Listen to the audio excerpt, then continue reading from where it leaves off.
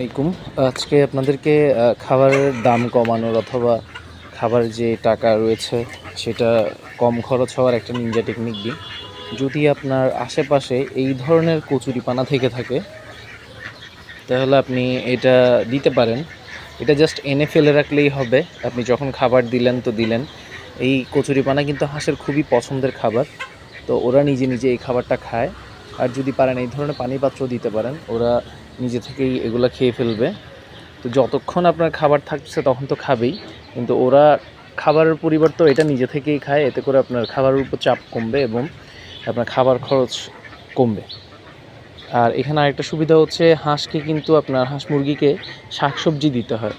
তো শাকসবজি অনেক সময় যারা গ্রামে থাকে তারা অনেক সুবিধা পায়, শাক ফ্রিতেই পায়, কিন্তু আমরা যারা শহরে রয়েছি খামার করি তাদেরকে শাক আলাদাভাবে কিনতে হয়। তো কচুরিপানার ক্ষেত্রে কিন্তু খরচ হয় না। আপনি যদি কচুরিপানা খাওয়াতে পারেন তাহলে আপনার খরচটা কমে যাবে, আর হচ্ছে যে শাকসবজির ঘাটতিটাও পূরণ হবে। ধন্যবাদ সবাইকে, ভালো থাকবেন। আসসালামু আলাইকুম।